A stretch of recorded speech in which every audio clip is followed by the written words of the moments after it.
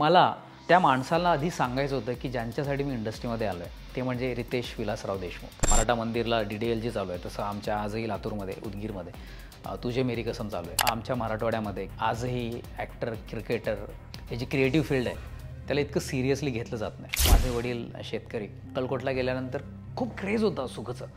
ह्याच्याने काय होतं, तू जर तहसीलदार झाला असतास, कलेक्टर झाला असतास तर मोठी गोष्ट झाली असते. कल्याणला एक नाटकाचा ग्रुप आहे, हे जे रिहर्सल करत आहेत एवढे त्यांना तुला चहा पाजायचं. मला कॅमेरासमोर उभं राहिल्यानंतर घाम वगैरे तोंडातनं एकही शब्द येईना. वाटलं की अभिनय म्हणजे खूप सोपं आहे, दिसायला चांगलं आहे, आपण गोरा घुमटे आहे, आपल्याला गेले की लगेच काम मिळेल. इतकं सोपं नाही आहे. कॉलेज संपल्यानंतर घरून फोन आला, आम्ही कॉलेजचा खर्च केला आहे तुझा, त्याच्या पुढचा खर्च आम्ही नाही करणार. 6 वर्ष सतत फक्त आणि फक्त शिकत होतो, ते पण बॅकस्टेज. सकाळी 9 ते 5 वाजेपर्यंत क्लासेसमध्ये जॉब करायचो, शिकवायचो आणि 5 वाजता रिहर्सलला जायचो. सिरियल मिळाली, कॉन्ट्रॅक्ट झाला, मेजरमेंट झाले, कळतं की प्रोमोचा कॉल टाईमच आपल्याला आला नाही. म्हटलं हे हॉरिबल आहे. आपल्याला इथनं माघारी जाण्याचा आता जवळ आलेले आहेत दिवस. जेव्हा मी प्रयत्न सोडले होते तेव्हा ते ऑटोमॅटिकली समोरून आलं. इतकं फेम मिळालं त्या रोलला. आणि जे तुमच्या नशिबामध्ये नाही आहे ना, तुम्ही कितीही प्रयत्न करा त्यासाठी, तुम्हाला ते कोणीही मिळवून देऊ शकत नाही.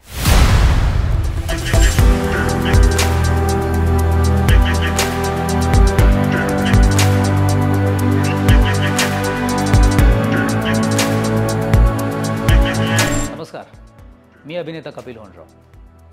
आज लोकमत फिल्मीच्या द अनटोल्ड स्टोरी या भागात मी माझी स्टोरी तुम्हाला सांगणार आहे.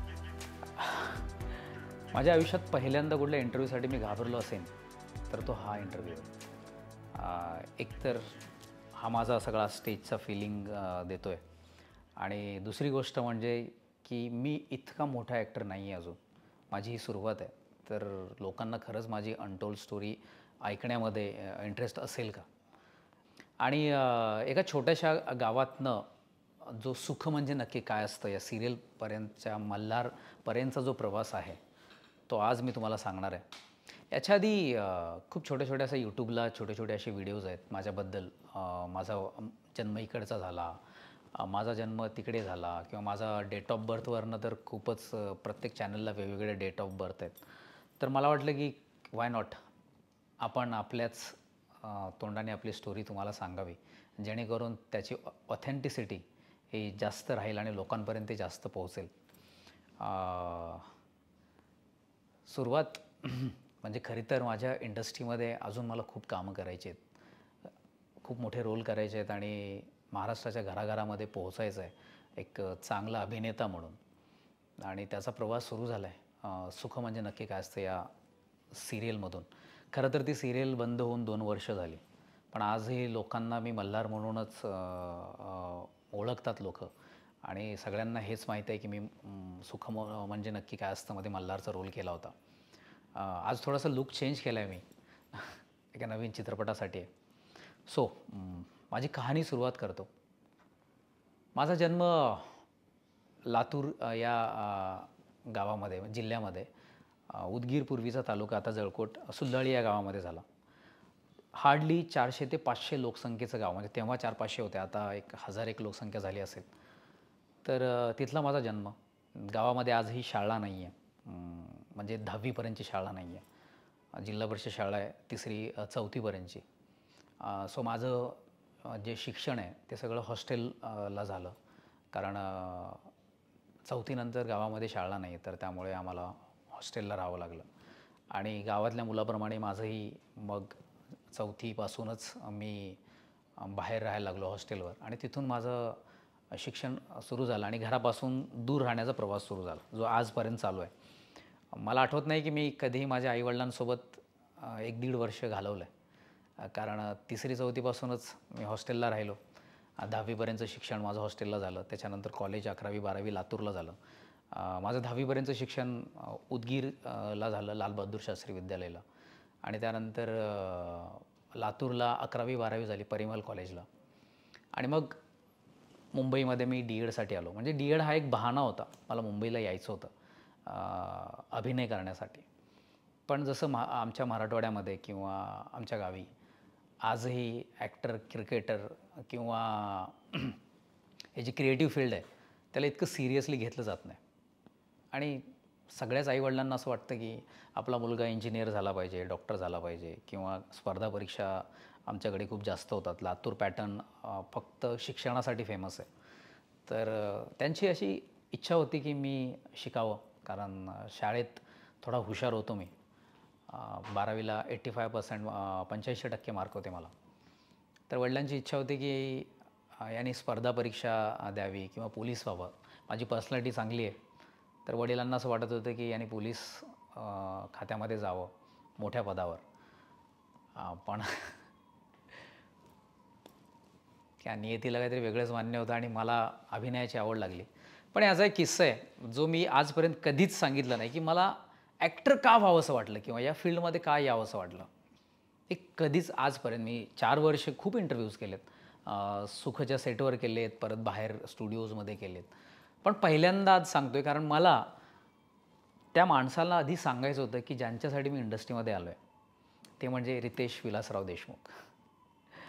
तर त्यांचा एक चित्रपट आला होता, मी लहान होतो आणि तुझे मेरी कसम.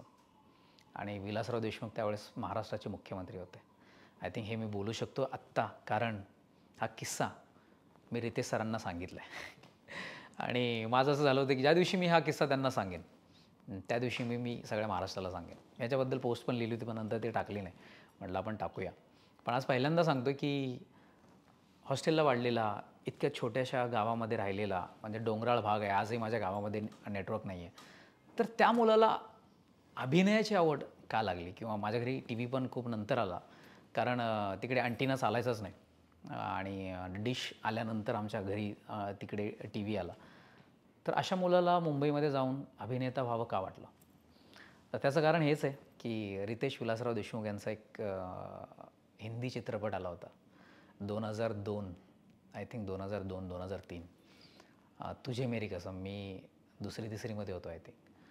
तर तो चित्रपट, माझे वडील काँग्रेसचे कार्यकर्ता होते. तर आमच्या लातूर जिल्ह्यामध्ये त्या पिक्चरची एक वेगळीच क्रेज होती. आजही थिएटरला चालू आहे. आजही उदगीरमध्ये गेलात तर तुम्हाला मॉर्निंग शो, जसं इथे मराठा मंदिरला DDLG चालू आहे, तसं आमच्या आजही लातूरमध्ये, उदगीरमध्ये तुझे मेरी कसम चालू आहे. तर त्या फिल्मची एक वेगळीच क्रेज होती. आणि रितेश विलासराव देशमुख हे नाव अख्ख्या महाराष्ट्रामध्ये सगळीकडे आणि आमच्या लातूर जिल्ह्यामध्ये तर प्रत्येक मुलामुलाच्या तोंडात होतं. आणि मी पहिली झलक त्यांची पाहिली होती उदगीरमध्ये. जस्ट शाळा आमची सुटली होती, मला हॉस्टेलवर जायचं होतं आणि रॅली आली होती, त्यांची रॅली निघाली होती, बाईक रॅली. मी ही गोष्ट त्यांना सांगितली, त्यामुळे मी बोलू शकतो confidently. Red T shirt, blue jeans, bike आणि ब्लॅक गॉगल, एक गोरा गुंटा चेहरा आणि एक पर्सनॅलिटी माझ्यासमोर ती दिसली होती. आणि ते एक छाप माझ्या डोक्यात तेव्हा अशी पडली होती की मला वाटलं यार, जी क्रेज बघितली ना मी, मला वाटलं की आपण ॲक्टर झाला पाहिजे. आणि तिथून हा ॲक्टर होण्याचा प्रवास सुरू झाला. मी हे आजपर्यंत जपून ठेवलं होतं, कारण मला संधीच मिळाली नव्हती त्यांना भेटण्याची सुद्धा. तर तो चित्रपट आला, रितेश विलासराव देशमुख हिरो झाले होते आणि मला असं वाटलं की मला पण व्हायचं आहे. कारण हे सगळं प्रेम जे मिळतं आहे, हे असंच प्रेम मला हवं आहे. हे असं कुठेतरी ते लहानपणी मला वाटलं आणि मग तिथून सुरू झालं. काय व्हायचं तर ॲक्टर व्हायचं आहे, हिरो व्हायचं आहे. मग कॉलेज, शाळा संपली 10वीपर्यंतची, पण डोक्यामध्ये सतत की ॲक्टर व्हायचं. मग त्यांचे चित्रपट येत गेले. मग प्रत्येक आठवड्याला, ज्यावेळेस मी 11वी-12वीला होतो, तर मी रोज दिवसातनं 2 चित्रपट पाहायचो, कारण हॉस्टेलला कोण विचारणारं नसायचं. तर कधी-कधी तर 12 ते 3, 3 ते 6, 6 ते 9 आणि मग 9ला मग हॉस्टेलला घरी जायचो. असंही केलं आहे मी. तर मग एकदम असं ॲक्टर होण्याचा किडा एकदम असा आत घुसला होता, की काही झालं तरी आपल्याला मुंबईला जायचं आहे. पण माझ्या घरच्यांना असं वाटत होतं की एकतर शेतकरी कुटुंब, माझे वडील शेतकरी, तर शेतकरी कुटुंबामध्ये जन्म झाला होता आणि त्यांना असं वाटत होतं की माझ्या मुलाने शिकावं, मोठं व्हावं. हे ॲक्च्युली खरं आहे, कारण मराठवाड्यामध्ये फक्त इंजिनियर, डॉक्टर, लेक्चर किंवा शिक्षक किंवा IPS यांच्याकडेच एक करिअर म्हणून बघितलं जातं आणि ते मला वाटतं खरं आहे. कारण एक स्टेबल आहे की एक स्टेबल इन्कम मिळतो आणि आयुष्यभर त्यांना पैशांची काही गरज भासत नाही आणि त्यांना वाटतं की आपल्या मुलाने असं सेटल व्हावं. पण मी आलो मुंबईत, पण हे माझ्या वडिलांना कधी आवडलं नाही की मी अभिनेता झालो आहे. सुख म्हणजे नक्की काय असतं मध्ये इतका फेमस झालो मी. मी त्यांच्यासोबत एकदा गेलो होतो गावी अक्कलकोटला. तर अक्कलकोटला माझा तो व्हिडिओ आजही इन्स्टाला आहे. अक्कलकोटला गेल्यानंतर खूप खूप क्रेज होता सुखचं. त्यावेळेस खूप लोकांनी फोटो काढण्यासाठी घेराव घातला आणि माझे वडील बघत होते. पण मला वाटलं की येस, की त्यांना आता प्राऊड वाटणार. पण गाडीमध्ये बसल्यावर ते बोलले की ह्याच्याने काय होतं, तू जर तहसीलदार झाला असतास, कलेक्टर झाला असतास तर मोठी गोष्ट झाली असती, पण हे काय. आणि सुख संपल्यानंतर पण त्यांनी मला फोन केला की अशा अशा आता MPSC UPSCच्या परीक्षा येत आहेत, अजून तुझं वय आहे, तर त्यासाठी अभ्यास चालू कर किंवा इकडे जागा निघत आहेत. तर खूपदा त्यांचं असं होतं की नाही नाही यांनी काहीतरी असं काहीतरी केलं पाहिजे. पण काय म्हणतात ते की नियतीला हे मान्य होतं म्हणून अभिनेता झालो. आणि रितेश सरांना सांगण्याचा तो किस्सा आहे की मी त्यांच्यासोबत चित्रपट करत होतो. म्हणजे कास्टिंग डिरेक्टरनी मला कास्ट केलं आणि त्यांच्यासमोर गेलो आणि ज्यावेळेस माझं कास्टिंग कंप्लीट झालं, 2 दिवस आम्ही वर्कशॉप केल्यानंतर मी त्यांना सांगितलं की मी लातूरचा आहे. आणि मग त्यांना हा किस्सा सांगितला आणि ते बोलले की हे सेम जे आज तू मला बोलतो आहेस ते सेम गोष्ट मी शाहरुख खानला बोललो होतो की बिकॉज ऑफ हिम, शाहरुख खानमुळे ते ॲक्टर झाले होते. तर बोलते आय फील यू. आणि त्यानंतर जो काही चित्रपटाचा प्रवास त्यांच्यासोबत झाला तो कमाल झाला. तो त्यावर आपण बोलणारच आहोत. पण माझ्या बालपणाकडे येऊया. आणि कॉलेज 11वी-12वी झालं माझं लातूरला. तेव्हाही असंच की मला अभिनेता व्हायचं आहे. ॲक्च्युली मला NSDला जायचं होतं किंवा FTI करायचं होतं. पण घरून तसा सपोर्ट नसल्याकारणाने मग मला काहीतरी एक मार्ग काढावा लागला की मुंबईला कसं जायचं आहे. मग मी D.EDच्या बहाण्याने मुंबईला आलो. 2009ला माझी 12वी झाली आणि 2010ला मी मुंबईमध्ये आलो D.ED करण्यासाठी. भांडुपला माझं कॉलेज होतं आणि मग कॉलेजला जाणं कमी. मग ऑडिशन शोध, कुठे शूटिंग चाललं आहे का, कारण त्यावेळेस एवढं सोशल मीडिया नव्हतं. फेसबुक पण 2011-12ला आलं. तेव्हा असं कळायचं नाही. न्यूजपेपरमध्ये कधी त्या पाहिजेत म्हणून जाहिराती यायच्या, तर त्याच्यामध्ये बघायचो आणि जायचो. कधी मला त्या जाहिरातीने गंडवलं पण होतं. 1-2 जागी, एकच जागी आय थिंक माझे 20-25 हजार त्याने घेतले आणि पिक्चरमध्ये काय मला घेतलं नाही, असाही अनुभव आला. पण नंतर कळलं, मग तिथून हळूहळू संपर्क वाढत गेला. मग लोक काय म्हणतात त्याला की लोकांचा संपर्क येत गेला इंडस्ट्रीमधल्या. आणि एकाने सांगितलं की जर तुला ॲक्टर व्हायचं असेल तर तुला थिएटर करावं लागेल.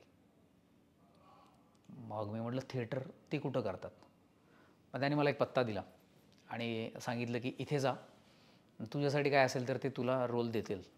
आणि मी कल्याणला एक नाटकाचा ग्रुप आहे जे राज्य नाट्य स्पर्धा किंवा कामगार कल्याण स्पर्धा अशा स्पर्धा करतात. आणि त्या ग्रुपमध्ये मी गेलो. मला वाटलं की मी दिसायला इतका छान आहे, इतका सुंदर आहे, हाईट, बॉडी, पर्सनॅलिटी सगळंच आहे, तर मला लगेच लीड रोल देतील ते. पण पहिल्या वर्षी त्यांनी मला रोलच नाही दिला. त्यांनी सांगितलं की हे जे रिहर्सल करत आहेत एवढे, त्यांना तुला चहा पाजायचं आहे आणि हे बॉटल्स ज्या ठेवलेल्या आहेत त्या बॉटल्स संपल्या की पाण्याच्या भरलेला भरून आणून इथे ठेवायचं.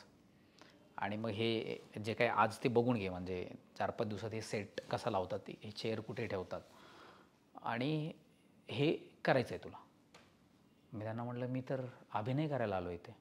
हां ते होणार ना, ते आपण नंतर बघूया, आधी हे कर. मी म्हटलं आता ज्यांना चहा पाजायला तर मी आलो नाही आहे, ह्यांच्या पाण्याच्या बॉटल्स भरायला तर मी आलो नाही आहे, किंवा हे काय मला हे नेमकं. मग 2-3 दिवस मी जेन्युनली रिहर्सलला लवकर पोहोचायचो. मग ते चेअर वगैरे सगळ्या लावून ठेवायचो आणि मग ब्रेक झाला की चहा घेऊन यायचो बाहेरून जाऊन. मग कोणासाठी बिस्किटं पाहिजे असतील तर कोणाला काय, म्हणजे तिथे जे ॲक्टर्स आहेत जे रिहर्सल करतात त्यांना काय हवं आहे नको आहे ते बघायचं की जा तू चहा घेऊन ये त्यांच्यासाठी, पाणी घेऊन ये, मग किंवा कोणाला इलेक्ट्रॉल वगैरे लागलं तर ते घेऊन ये. मग छोट्या मोठ्या गोष्टी कर आणि थांब इकडे बस. मला कळेच ना की हे काय करतोय मी, म्हणजे यांनी काय मला कामाला वगैरे ठेवलं की काय, ते पण फ्रीमध्ये. पण 2-4 दिवसानंतर मला असं झालं की मी नाही करणार हे. मग मी दिलं सोडून. 2-3 दिवस, एक दिवस त्यांचा फोन आला, काय तू येतोयस का. मी म्हटलं मी नाही येते. म्हटलं ओके. मग परत शूटिंग्स वगैरे इकडे तिकडे फिर. मग कळलं की आपल्याला काहीच येत नाही, कॅमेऱ्याच्या समोर थांबता येत नाही. एक ऑडिशन, एका मित्रा थ्रू मला कळलं की एक ऑडिशन आहे. चल, हे 2012 आय थिंक, कॉलेज 11-12 कॉलेजमध्ये होतो मी आणि कॉलेजमधूनच बंक करून गेलो होतो ऑडिशनला. तर मला कॅमेरासमोर थांबताच येईना. म्हणजे मला कॅमेरासमोर उभं राहिल्यानंतर घाम वगैरे तोंडातनं एकही शब्द येईना, की ते काय वाचलं होतं आपण, काय पाठ केलं होतं, काहीच मला कळेना. मग करायचं काय. मला दरदरून घाम फुटला आणि मग तो ऑडिशन घेणारा पण वैतागला. म्हटलं की तू जा, आज तुझ्याने नाही होणार आणि तुझ्यासाठी हा रोल पण नाही आहे. सो मग तिकडनं मी घरी आलो. मला कळेच ना की अरे असं का झालं माझ्या बाबतीत. की मला वाटलं की अभिनय म्हणजे खूप सोपं आहे, जायचं आहे, कॅमेऱ्याच्या समोर उभं राहायचं आहे, दिसायला चांगलं आहे, आपण गोरा गुमटा आहे, आपल्याला गेले की लगेच काम मिळेल. पण इतकं सोपं नाही आहे जितकं वाटतं. मग त्यानंतर बॅक टू द स्कूल, मग मी तो बॅकस्टेज करायला, ते ऑडिशनचा मला कळलं की आपल्याला काही येत नाही, आपल्याला शिकलं पाहिजे जाऊन. आणि मग मी त्यांना परत फोन केला. ते बोलले ठीक आहे ये. त्यांना असं होतं की तू यायचं असेल तर ये, जायचं असेल तर जा, कारण त्यांचा कुठला रोल मी करत नव्हतो. मग मला त्यांनी स्क्रिप्टच घेऊ दिली नाही सुरुवातीला, काही 15-20 दिवस. मग परत जायचो, मग बसायचो, मग काही माझ्यासारखी 2-3 मुलं होते, त्यांच्यासोबत गप्पा वगैरे व्हायच्या. आणि मग हळूहळू मग सरांनी एका दिवशी सांगितलं की एक जण जो रोल करणार होता तो आला नव्हता. मग त्यांनी सांगितलं की ती स्क्रिप्ट घे आणि ते वाक्य दे त्याला, त्याचा प्रॉम्प्ट कर तू. तर मला, कारण स्क्रिप्ट त्यांनी सांगितलं होतं की म्हणजे प्रत्येकाला स्क्रिप्ट दिली होती, पण इथे उघडायची नाही आहे, घरी जाऊन वाचायचं तुम्हाला. पण मी घरी ती स्क्रिप्टच काढली नाही बॅगच्या बाहेर, कारण मला वाटलं माझं काय काम आहे, चहा तर द्यायचं आहे किंवा तिथे जाऊन चेअर तर लावायचा आहे, पाण्याच्या बॉटल्स भरायच्या, त्याच्या व्यतिरिक्त मला काय करायचं, मी हे कशाला वाचू. आणि तिथे मला ते काढू पण देत नाहीत. तर मला तिथे बोलताच येईना. सो मग त्या दिवशी मग सरांनी सांगितलं, कळलं, अजून तुला एक शब्दही बोलता येत नाही आणि तुला रोल हवा आहे, इथे यांच्यासोबत थांबायचं तुला. मग त्याने मला सांगितलं की घरी गेल्यानंतर ही रोज रात्री स्क्रिप्ट वाच, मोठ्याने वाच आणि मगच झोप. मग एकतर माझा लातूरची भाषा होती माझी, न णचा प्रॉब्लेम, झचा प्रॉब्लेम आजही होतो कधी कधी. असं नाही की तो गेला आहे कम्प्लिटली. 10 दिवस मी गावी राहून आलो की माझा टोन थोडाफार गावाकडचा होतो, पण न णचा प्रॉब्लेम थोडा होत नाही. मग मला कळलं की माझे डिक्शन किती खराब आहे. मग त्याने मला सांगितलं की गणपती अथर्वशीर्ष वाच, रामरक्षा स्तोत्र वाच. मग ते मला वाचता पण येईना.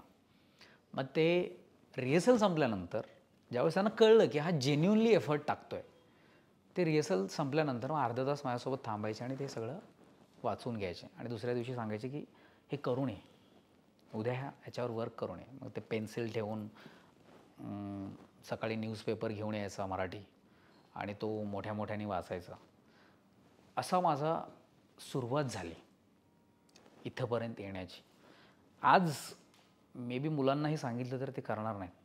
आजचा सोशल मीडियाचा जमाना झाला आहे आणि आज मला कोणी विचारतं की दादा मला सिरियलमध्ये काम करायचं आहे किंवा नाटकामध्ये मला काम करायचं आहे, मला टिप्स द्या ना किंवा मला काहीतरी कॉन्टॅक्ट्स द्या ना, मी त्यांना फोन करतो. मुळात मी 6 वर्ष सतत फक्त आणि फक्त शिकत होतो, ते पण बॅकस्टेज. मला 2 वर्षानंतर छोटा रोल मिळाला होता. त्याच्यानंतर मला हळूहळू ते रोल वाढत गेला थिएटरमध्ये आणि मग तो लीड रोलपर्यंत, नाटकाच्या लीड रोलपर्यंत मी तिथे पोहोचलो. तसंच माझी काय म्हणतात, सिरियलचा पण प्रवास तसाच आहे. छोटे छोटे रोल करत करतच मी सुख म्हणजे नक्की काय असतंपर्यंत पोहोचलो आहे. सो आज जो काही सोशल मीडियाचा जमाना आहे त्यांना ही मेहनत घ्यायचीच नाही आहे. किंवा आज मला नाही आठवत की एकांकिका स्पर्धा खूप जास्त होत आहेत किंवा नाटक खूप जास्त होत आहेत. राज्यनाट्य स्पर्धेला 10-10, 15-15 पोरं बसलेत बॅकस्टेज शिकण्यासाठी. आज खूप कमी होत आहे किंवा थिएटरच खूप कमी होत आहे. सो असा माझा प्रवास सुरू झाला ॲक्टर होण्याचा. मग त्याला 6-7 वर्ष लागली. म्हणजे 2012 कॉलेज संपल्यानंतर घरून फोन आला की आता आम्ही कॉलेजचा खर्च केला आहे तुझा, त्याच्या पुढचा खर्च आम्ही नाही करणार. मग मी म्हटलं की ठीक आहे. कॉलेजचं सर्टिफिकेट होतं, डी.एड होतं. तर मी सकाळी 9 ते 5 वाजेपर्यंत क्लासेसमध्ये जॉब करायचो, शिकवायचो आणि 5 वाजता रिहर्सलला जायचो. हे अख्खं वर्ष चालायचं आमचं रिहर्सल. संध्याकाळी 5 वाजले की कल्याणला जायचो, रिहर्सल करायचो आणि 10-11ची ट्रेन पकडून मी भांडुपलाच राहायला होतो आणि भांडुपला रिटर्न यायचो. असं 6-7 वर्ष लागली मला. मला पहिलं ऑडिशन द्यायला 4 वर्ष लागली. म्हणजे ऑडिशन मला असं वाटलं की आपण चांगलं ऑडिशन दिलं आहे. स्टार प्रवाहाचीच एक सिरियल होती रुंजी, तिच्यासाठी मला शॉर्टलिस्टेड झालो होतो मी आणि ते पहिलं माझं ऑडिशन होतं की ज्याने मी शॉर्टलिस्टेड झालो होतो 3-4 वर्षानंतर. सो तिथून मग छोटे छोटे रोल्स, मग मोठे मोठे रोल्स, मग सकाळी 9 ते 5 क्लासेसमधला जॉब, त्यानंतर संध्याकाळी नाटकाचे रिहर्सल्स. मग एक स्टार प्रवाहावर एक नवीन सिरियल सुरू झाली होती लक्ष्य नावाची, ज्याने खरं तर आमच्यासारख्या ॲक्टरला एक एक्सपोजर दिलं. खूप त्याच्यामध्ये खूप आत्ता जे काही सेलिब्रिटीज आहेत मोठे मोठे, मी अजूनही स्वतःला सेलिब्रिटी मानत नाही, पण अजून जे आज मराठीमधले मोठे मोठे सेलिब्रिटी आहेत त्या सगळ्यांनी त्या लक्ष्यमध्ये काम केलेलं आहे. मग लक्ष्यचे 2 एपिसोड 3 एपिसोड महिन्याला व्हायचे. त्याच्यामधनं मग थोडंफार अर्निंग व्हायचं. एका एपिसोडमध्ये 10-12 हजार रुपये मिळायचे. मग महिन्याला 3 एपिसोड झाले की 20-30 हजार रुपये, म्हणजे महिन्याभराचा खर्च सुटला. मग असं वाटलं की यार नाही, आता ठीक आहे, आपण इकडनं एवढंसं अर्निंग होतं आहे, मग आपण ऑडिशनला जाऊया. मग श्रीजी जे अंधेरी वेस्टमध्ये 4 बंगलो, म्हाडा आणि आरामनगर पार्ट 1 पार्ट 2 हे आमचं डेली रुटीन होतं. सकाळी 9-10 वाजता घरातनं निघायचं आणि दिवसभर अंधेरीमध्ये ऑडिशन द्यायचं की त्या दरवाजाला जाऊन नॉक कर. मग तिथे कळलं की तिकडे चालू आहे ऑडिशन, त्या स्टुडिओमध्ये चालू आहे, मग त्या स्टुडिओमध्ये जायचं. मग काही लोक तर सांगायचे की नॉट फिट. शक्यतो हिंदीच्या ऑडिशन्समध्ये, कारण त्यांना जसं लुक लागायचं तसं कॅरी करणं खूप मुश्किल व्हायचं. कारण गावातनं आलेला मुलगा होतो मी, मला कळायचं नाही की कसं राहायचं आहे, अप मार्केट कसं दिसलं पाहिजे किंवा छान दिसलं पाहिजे किंवा कपडे कसे घातले पाहिजेत. मग हळूहळू हा पण एक सेन्स येत गेला मला. आणि पण मोठं काही होत नव्हतं आयुष्यामध्ये.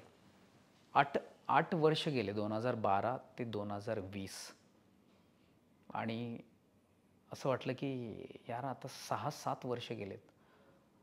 माझं एक स्वतःला एक टार्गेट होतं की वयाच्या 25व्या वर्षापर्यंत जर काही झालं आपलं इथे तर करूया. कारण मी ज्यावेळेस ऑडिशन द्यायला जायचो ना, त्यावेळेस मला 50-50 वर्षाची जी मंडळी आहेत, ॲक्टर्स आहेत, 45 वर्षाची फ्रस्ट्रेटेड आणि ऑडिशन देत आहेत ते आजही, त्यांचं काही होत नाही. आणि मग त्यांच्यासोबत बसल्यावर असं मला, किंवा ज्यावेळेस ऑडिशन झाल्यावर आपण बसतो चहा वगैरे पिण्यासाठी, मला असं वाटायचं की 15-15, 20-20 वर्षापासून करत आहेत आणि यांचं काहीच होत नाही आहे. आपल्याला असं आयुष्य जगायचं नाही बॉस. म्हटलं आपलं 25-26 वर्षापर्यंत जे झालं तर करूया. ह्या असं आयुष्य आपल्याला बरबाद करायचं नाही आहे.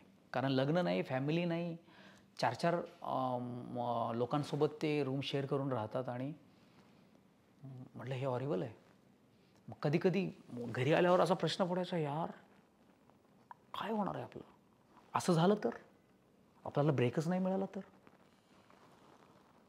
सो मी ठरवलं की नाही, आपण 25व्या वर्षापर्यंत प्रयत्न करूया, 25 या 26.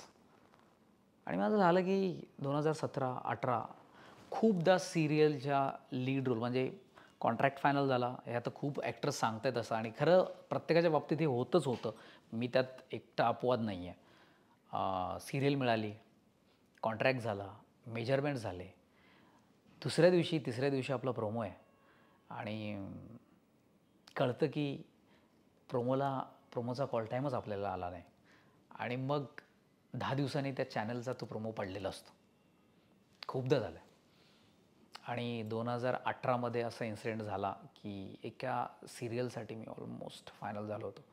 म्हटलं की झालं आहे आपलं सगळं आणि सगळं बजेट वगैरे डन, सगळ्या गोष्टी डन आणि म्हटलं की चला आता एक फायनली आपल्याला एक ब्रेक मिळाला, एक मोठी सिरियल मिळाली आणि आता काय मागे वळून बघावं लागणार नाही आपल्याला. पण त्या सिरियलमधनं माहीत नाही की त्याच चॅनलवर आधी एक सिरियल करणारा ॲक्टर, त्याची जस्ट सिरियल संपली होती 2 दिवस आधी, त्याचाच प्रोमो पडला त्या सिरियलमध्ये आणि मला असं वाटलं की यार मे बी हे फील्ड आपल्यासाठी नाही आहे, मे बी माझ्या नशिबामध्ये नाही आहे. कारण आमच्या फील्डमध्ये सगळंच नशिबावर डिपेंडेबल आहे. म्हटलं की नाही नसेल मे बी आपल्या नशिबामध्ये.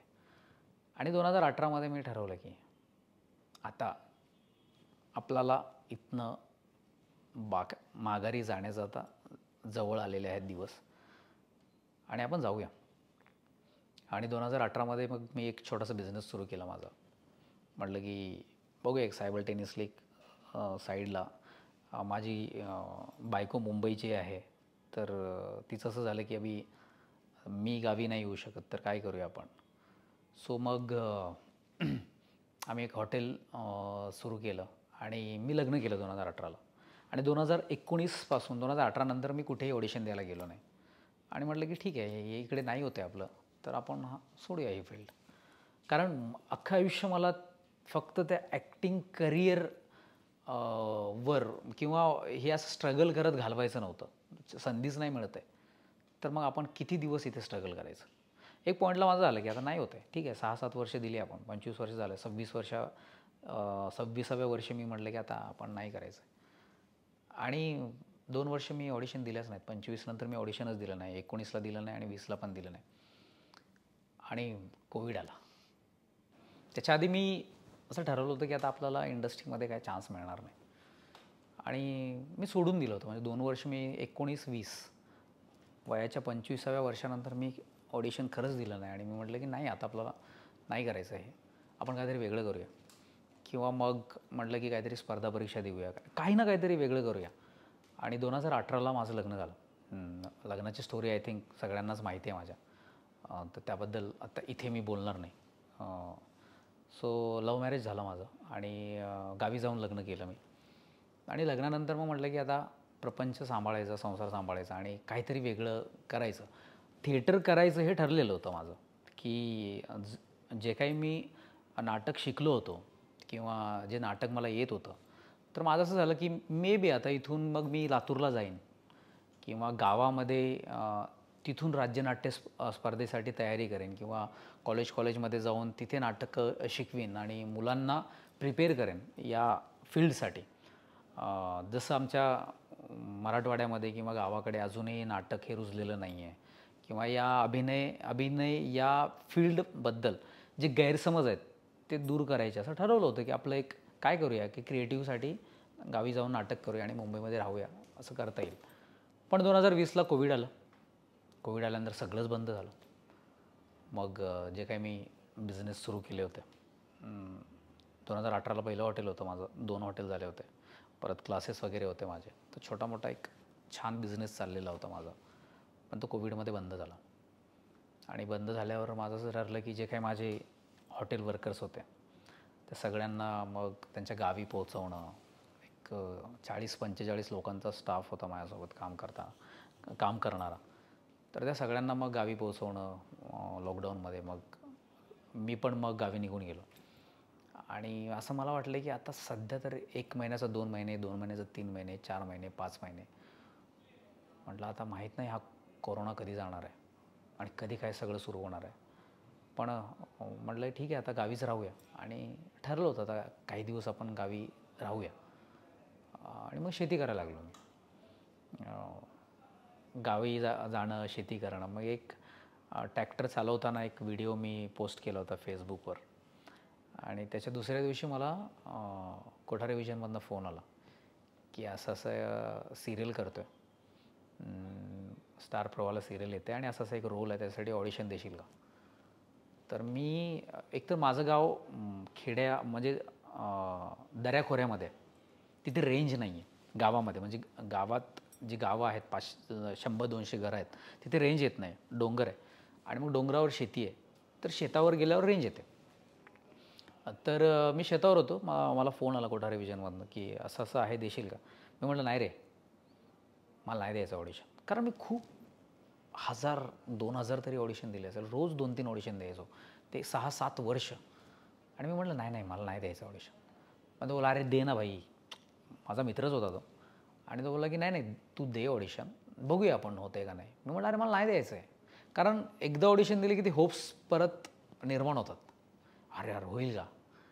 पण ते मला ते होप्स निर्माण करायचं होतं. मी म्हटलं की मला नाही द्यायचं ऑडिशन. पण त्याने एवढं इन्स्टंट केलं की मी म्हटलं ठीक आहे देतो. पण त्याने स्क्रिप्ट पाठवली, पण मी काही ऑडिशन प्रिपेअर केलं नाही. मग मी शेतावरनं घरी गावी गेलो, घरात तिथे रेंज नसते. मग ज्यावेळेस मी परत दुसऱ्या दिवशी शेतावर आलो तर त्याच्या एक 10-12 मिस कॉल्स होते की दे ना यार ऑडिशन, पाठव ना. आता तो एवढा बोलतो आहे म्हटल्यानंतर मी सेल्फी असा कॅमेरा ठेवून, बनियन, त्याने सांगितलं की थोडासा पैलवान आहे तर बघ बनियनवर देता आलं तर, तुझी बॉडी आहे का. मी म्हटलं आहे, पण आता कोविडमध्ये जिम बंद आहे तर फुगलो आहे खूप, मी वजन खूप वाढलं आहे माझं. तर तो बोलला नाही नाही असंच हवं आहे मला, तर दे ऑडिशन. मग मी ऑडिशन पाठवलं आणि मग घरी निघून गेलो मी गावी, म्हणजे गावामध्ये. मग तिथे रेंज नसते. पण मग एक दिवस गेला, 2 दिवसानंतर मी परत आय थिंक शेतावर झालो का कुठेतरी बाहेर गेलो, रेंज आली आणि मी बघितलं तर व्हॉट्सअपला 27 मिस कॉल. म्हटलं हिला व्हॉट्सअपला मिस कॉल आणि त्याचे मेसेजेस येत आहेत, अरे तू कुठे आहेस, फोन का नाही करतेस, तुला ऑडिशन पाठवायला सांगितले, पाठवलं का नाहीस अजून. बघितलं अरे ऑडिशन तर ह्याला पाठवली होती मी. व्हॉट्सअपला जाऊन बघितलं तर ते गोल होऊन तिथेच बसलं होतं. आणि त्यावेळेस 2G होतं आणि 3G आलं होतं. तर शेतावर रेंज नव्हती. मग मी गाडी घेऊन मग शहरापर्यंत गेलो, तिथे 3G कनेक्ट झालं. मग ते ऑडिशन पाठवलं, मग घरी आलो. म्हणजे होप्स अजिबात नव्हते की मला तो रोल मिळेल, मला त्या रोलसाठी प्रयत्न करायचे आहेत, असं काहीही नव्हतं मनात. तेच परत मी घरी आलो, परत 2 दिवसांनी गेलो तर ह्याच्या परत मिस कॉल. आणि त्यांनी मला मी मग परत फोन केला, काय झालं, पाठवलं रे तुला ऑडिशन. तर तो बोलला की अरे भाई तुझं झालं आहे, तू निघ मुंबईसाठी. मी म्हटलं मुंबईसाठी निघ म्हणजे, झालं आहे म्हणजे मी फायनल झालो आहे. तर तो बोलला हां. मी म्हटलं हे बघ. तो बोलला की तू आजच्या आज निघ, उद्या परवा दिवशीपासून आपले वर्कशॉप सुरू होत आहेत. मग मी म्हटलं की खरं सांगतोयस म्हणजे खरंच झालं आहे. तो बोला हो. तो बोला हे बघ, मला इथून लातूरच्या कलेक्टरचं परमिशन घ्या. त्यावेळेस एका जिल्ह्यातनं दुसऱ्या जिल्ह्यामध्ये जाण्यासाठी कोविडमध्ये परमिशन पास लागायचे. विदाऊट परमिशन पास मुंबईमध्ये एंटर होऊ द्यायचे नाहीत. मग त्यानंतर ते 14 दिवसाचं क्वारंटाईन व्हावं लागायचं की आपण एका जिल्ह्यातनं दुसऱ्या जिल्ह्यामध्ये प्रवेश केल्यानंतर. मी म्हटलं मला एकतर इथून पास काढावं लागेल, गाडी घेऊन यावी लागेल, माझा 12-15 हजाराचा खर्च आहे. तिथं आल्यावर तू असं सांगशील की नाही नाही यार लुक टेस्ट आहे. आणि लुक टेस्ट झाल्यानंतर माझे असे खूप अनुभव आहेत की झालं आहे म्हणून लुक टेस्ट झाला आणि लुक टेस्टनंतर शूटिंगचा कॉलच आला नाही. तर असं नको व्हायला पाहिजे म्हणून मी त्याला म्हटलं की हे बघ, झालं असेल, नसेल झालं किंवा लुक टेस्ट वगैरेसाठी मी येणार नाही, खरंच झालं असेल तर मी येतो. तो बोलला नाही नाही 100% झालं आहे, तू निघ. मग मी गावी गाडी घेऊन आलो. मग इथे 14 दिवस क्वारंटाईन झालो. मग झूमवर आमचे वर्कशॉप सुरू झाले आणि तो जो रोल होता आयकॉनिक, म्हणजे जेव्हा मी प्रयत्न सोडले होते तेव्हा ते ऑटोमॅटिकली समोरून आलं. आणि ते असं आलं की आज मी इंटरव्ह्यू देण्यासाठी तुमच्यासमोर बसलो. ते इतका फेम मिळालं त्या रोलला. म्हणजे एखादी सिरियल करणं वेगळी गोष्ट आहे, पण त्या सिरियलला आणि त्या सिरियलच्या रोलला प्रसिद्धी मिळणं ही दुसरी गोष्ट आहे. मला वाटतं मग ते 8 वर्ष मला का मिळालं नाही, कारण हे माझ्यापुढे इतका मोठा रोल होता. सुख म्हणजे नक्की काय असतं, ही सिरियल आली आणि त्यानंतर खूप लोकांची काय म्हणतात त्याला नशीबं बदलून गेली.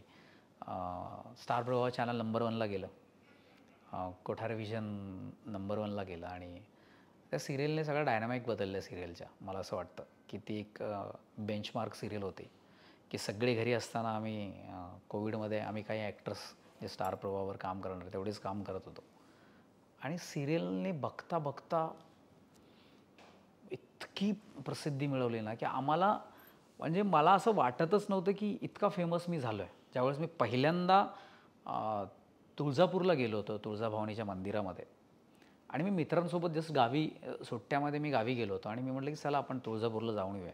लातूरपासून तुळजापूर जवळ आहे. तर मित्रांसोबत जस्ट रँडमली मी गेलो होतो.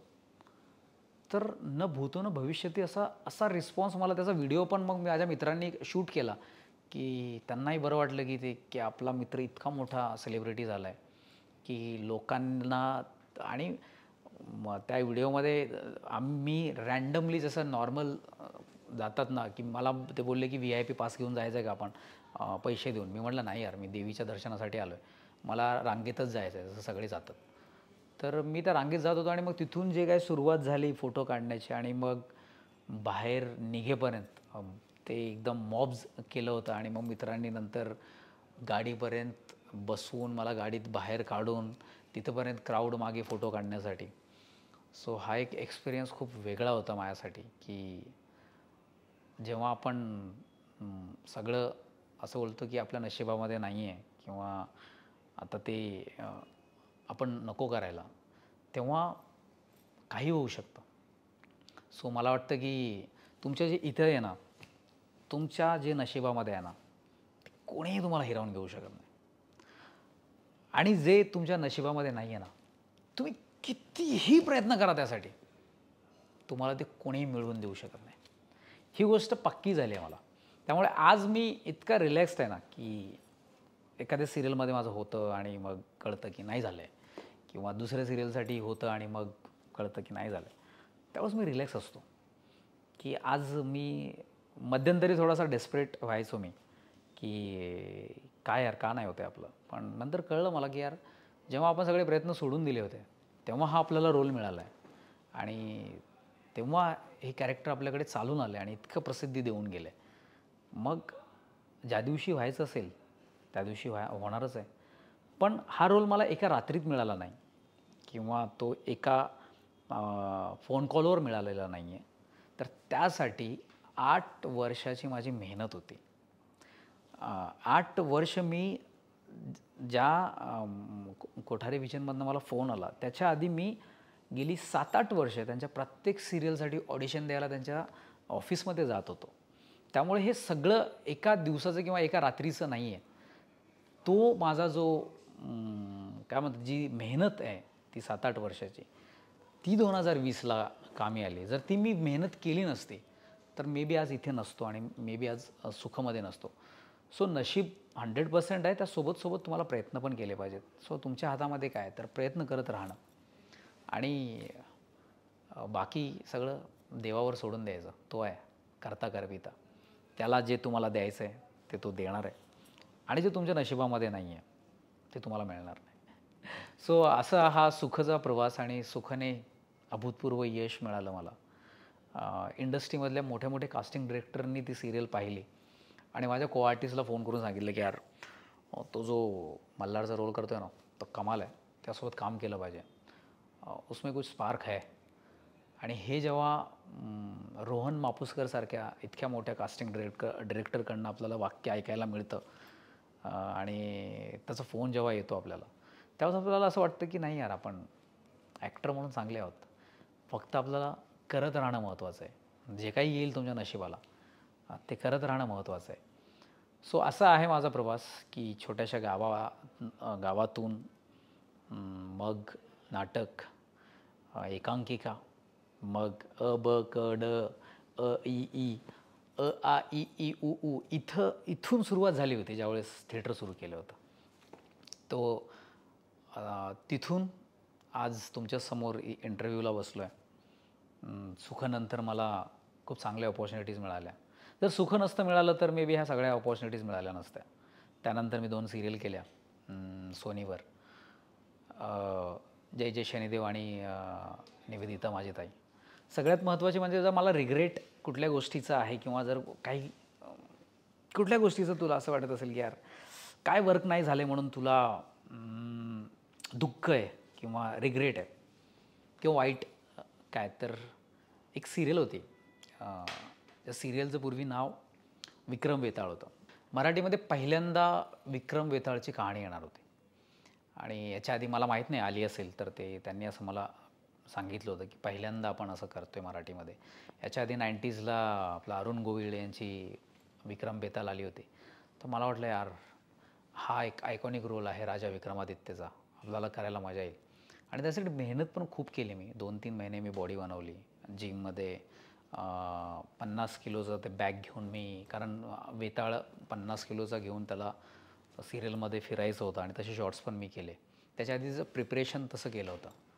पण नंतर माहीत नाही, मे बी ते एक दुसऱ्या कुठल्या चॅनलवर असती तर चांगली चालली असती, कारण स्टोरी खूप इंटरेस्टिंग होती, एंगेजिंग होती आणि खूप मेहनतीने मी काम केलं होतं आणि माझा पहिला तो लीड रोल होता.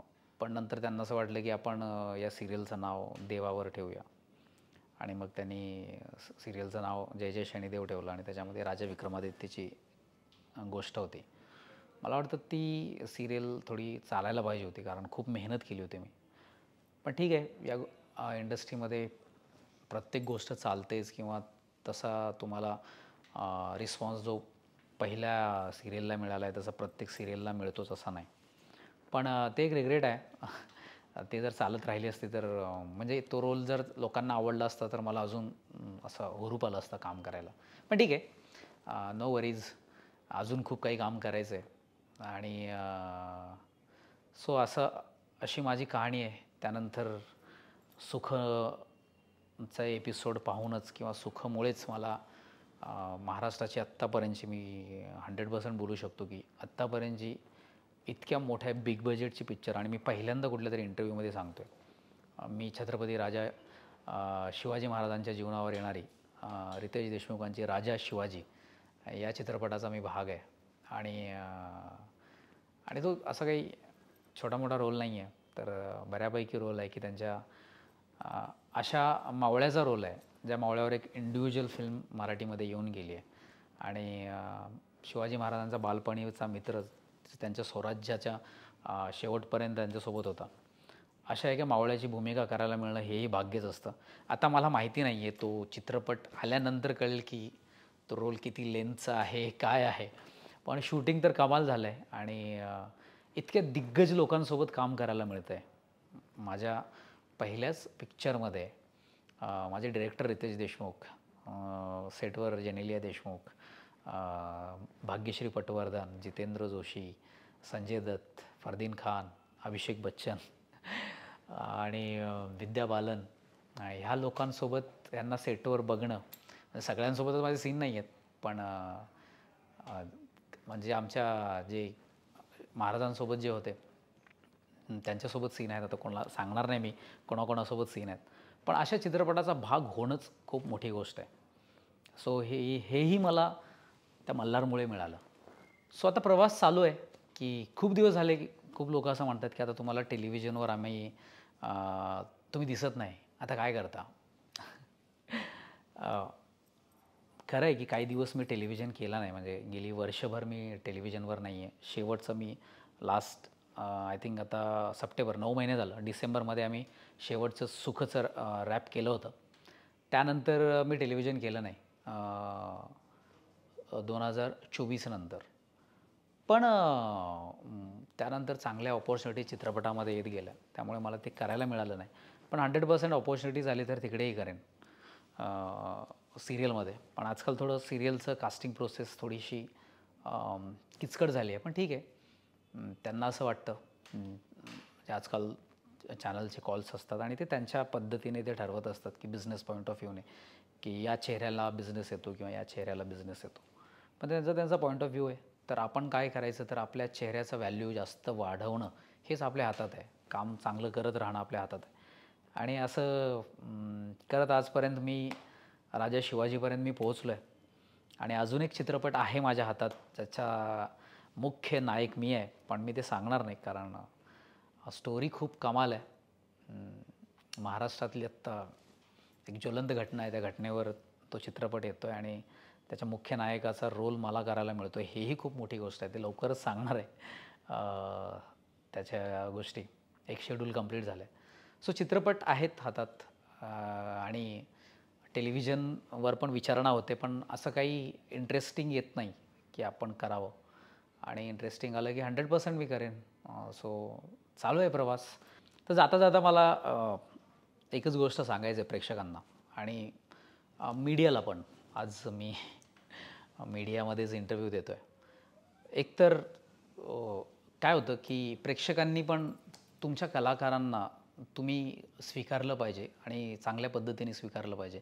आज ज्या पद्धतीने ट्रोलिंग होते, माझं पण ट्रोलिंग झालं होतं. पण तेव्हा थोडासा इफेक्ट माझ्यावर झाला होता ट्रोलिंगचा. मला वाईट वाटलं होतं आणि मी रिॲक्ट करायला गेलो होतो. पण मला कळलं की आपण रिॲक्ट नाही केलं पाहिजे ट्रोलिंगवर ॲक्टर म्हणून. पण एक पॉईंट नंतर असं वाटतं यार की हे बस झालं. तर ट्रोलिंगच्या बाबतीत मला महाराष्ट्रातल्या जनतेला हेच सांगायचं आहे की आम्हीही एक माणूस आहोत. तर ट्रोलिंगच्या बाबतीत तुम्ही जे काही कमेंट करत असता तर त्याचा थोडा विचार करून जर कमेंट केलं तर कारण हे जे काही तुम्ही बोलताय त्या ॲक्टरने तिथंपर्यंत ते काम करण्यासाठी, ते काम मिळवण्यासाठी किती मेहनत केली आहे हे त्याला माहीत आहे. घरी बसून काय ते ₹100चा रिचार्ज करून आपण 2 सेकंदामध्ये त्याला कमेंट करू शकतो आणि त्याला हर्ट करू शकतो. पण मला वाटतं थोडा विचार करून कमेंट केलं पाहिजेत. माझं ट्रोलिंग झालं होतं. तेव्हा मी तेच सांगितलं होतं की मला थोडं तो बिग बॉसचा उडता तीर मी घेतला आहे. सो असं नाही व्हायला पाहिजे. एखाद्या कलाकारांनी मत मांडलं की मग त्याच्या मतावर काहीतरी त्याला शिकवायला येतात आणि त्याला शिव्या घालतात. त्याच्या आई बहिणीपर्यंत जातात किंवा परिवारापर्यंत जातात. पण एक पॉईंट नंतर तो पण असं होतं की यार बस झालं आता इथे करिअरपर्यंत बोलत आहेत, त्याच्या ॲक्टिंगपर्यंत बोलत आहेत. पण नंतर ज्यावेळेस परिवारापर्यंत येतं तर कुठल्याही कलाकाराला ते आवडत नाही. तर मला वाटतं हे महाराष्ट्राच्या जनतेने एवढा विचार केला पाहिजे कारण एवढे सुज्ञ आपण आहोत आणि आपल्या संस्कृतीमध्ये असं नाही आहे जे आत्ता येतं आहे. हे हिंदीमध्ये होतं आहे पण मराठीमध्ये प्रकर्षाने आता व्हायला लागलं आहे. ते व्हायला नाही पाहिजे असं मला वाटतं. आणि मीडियाच्या बाबतीत सांगायचं तर मी आधीच सांगितलं की इंटरव्ह्यूच्या बाबतीत आत्ता मी थोडासा घाबरलो आहे. हा इंटरव्ह्यू हो म्हणण्यासाठीच मला 2 महिने लागले होते. सो याचं कारण काय तर आपण एखादा इंटरव्ह्यू देतो, बोलून जातो आणि जे काही इंटरव्ह्यूमध्ये मांडलं गेलं आहे ते वेगळं राहतं आणि काहीतरी एखादा शब्द किंवा एखादं वाक्य पकडून मग त्याचं ते कॅची लाईन टाकून ते तुमचं ते यूट्यूबला ते थंबनेल वापरतात. प्रत्येकजण ते इंटरव्ह्यू ओपन करून नाही बघत. त्या थंबनेलवरनं मग त्या ॲक्टरला जज केलं जातं, त्याला शिव्या पाडतात. तर मला वाटतं हे असं नाही केलं पाहिजे. मीडियाने पण थोडंसं सावधपूर्वक वागलं पाहिजे आणि मला वाटतं त्यांनी त्यांची रिस्पॉन्सिबिलिटी जर व्यवस्थित म्हणजे एखाद्या कलाकारांच्या बाबतीत की तो जो काही बोलला आहे त्याचा मथितार्थ काय आहे हे जर थंबनेल केलं तर जास्त मला वाटतं त्या ॲक्टरला पण फायदा होईल आणि त्या मीडिया हाऊसला पण फायदा होईल. पण आजकाल काय होतं की एक शब्द घ्यायचा, एक लाईन घ्यायची. मी लोकमतबद्दल नाही बोलत आहे किंवा लोकमतनी कधीही असं केलं नाही आहे, मला कधी जाणवलं नाही आहे किंवा बाकी जे काही काय म्हणतात ऑथेंटिक पत्रकार आहेत. तर माझ्या बाबतीत असा एक किस्सा घडला होता आणि मग मला वाटलं की नाही यार आपण नको द्यायला इंटरव्ह्यू. आजकाल ॲक्टर्स आता लिहायला लागलेत फेसबुकवर, इंस्टाग्रामवर की मला नाही द्यायचा इंटरव्ह्यू तुमच्या व्ह्यूजसाठी. सो मग ते इंटरव्ह्यू देणं बंद करतील. सो मीडिया आणि कलाकार हे एकाच काय म्हणतात त्याला नाण्याच्या 2 बाजू आहेत. सो कलाकारांना मीडिया बनवतं, मीडिया हाऊस त्याला प्रकाश झोतात आणतं. त्याच्या न्यूज जसं मला लोकमत फिल्मीने खूप सपोर्ट केला. बाकी पण खूप न्यूजवाले आहेत जे माझे मित्र आहेत चांगले, त्यांच्याबद्दल नाही बोलत आहे मी. पण ज्यांना असं एखाद्या लाईन पकडून काहीतरी कॅची करायचं आहे आणि त्याला व्ह्यूज मिळवायचे आहेत, त्यासाठी जे करतात त्यांना मी हेच सांगतो की थोडंसं विचार करून थंबनेल वापरा. कारण काय होतं तुमच्या थंबनेलने त्या समोरच्याच्या ॲक्टरचं आयुष्य पण बरबाद होऊ शकतं किंवा त्या थंबनेलवरनं त्याला जज करून मग एखादा मीडिया, एखादं चॅनल किंवा एखादं प्रोडक्शन हाऊस त्याला बॅन पण करू शकतं. पण असं नाही केलं पाहिजे तुम्ही असं त्या कलाकारांच्या बाबतीत. म्हणून कलाकार आजकाल इंटरव्ह्यू देत नाहीत. सो हेच सांगायचं आहे जाता जाता. ती माझी अनटोल्ड स्टोरी होती. माहीत नाही मी तुम्हाला आवडेल का नाही. आय होप सो आवडावी. कारण असं मी कधी 2016-17ला मी थिएटर केलं होतं आणि आज मी पहिल्यांदा हे सगळं ब्लॅक आणि हा स्पॉटलाईट माझ्यावर पडतो आहे आणि मी बोलतो आहे कॅमेऱ्याशी. हे पहिल्यांदा माझ्या बाबतीत असं होतं आहे. Thank you so much. आणि मला आजपर्यंत तुम्ही जे प्रेम दिलं आहेत ते खरंच त्याचा आभार मानायला माझ्याकडे शब्द खूप कमी आहेत. माझ्यासारख्या त्या छोट्या कॅरेक्टरला तुम्ही इतका मोठा कॅरेक्टर बनवलं आहेत की आज घराघरामध्ये मी पोहोचलो आहे. आत्ता काही दिवसापूर्वी माझा एक मित्र आहे, आमचं जस्ट बोलणं झालं होतं की काय चाललं आहे सध्या. तर त्याचं म्हणणं होतं, मी म्हटलं की अरे काय नाही, कामाची शोधाशोध चाललं आहे, स्ट्रगल. तो बोलतो यार तू असं बोलतो आहेस. मी म्हटलं हो यार, अजून मी काय केलं नाही आहे. तर त्यांनी मला फोन केला आणि हे सांगितलं की महाराष्ट्रातल्या घरामध्ये जर 5 व्यक्ती असतील तर त्यातले 3 व्यक्ती तुला ओळखतात. भाई तू केलेस काहीतरी, स्वतःला एवढं अंडर एस्टिमेट करू नकोस. सो ते असं ज्यावेळेस आपले मित्र जवळचे, म्हणजे तो आज इंडस्ट्रीमध्ये आहे, अजून स्ट्रगलच करतो आहे, पण तो बोलला की जर तू असं बोललास तर मग आम्ही कुणाकडे बघायचं. तर जे काही मी अचीव केलं आहे, जे अभिनय बघून तुम्ही माझ्यावर इतकं प्रेम केलं त्याबद्दल खरंच मनापासून धन्यवाद. Thank you so much. आणि लोकमत फिल्मीच्या सगळ्या टीमचं पण मनापासून आभार. Thank you so much. माझी थंबनेल अशी काही वापरू नका आणि हे कट पण नका करू. So thank you. सगळ्यांचा आभार आणि प्रेक्षकांचे आभार. Thank you so much. थँक्यू.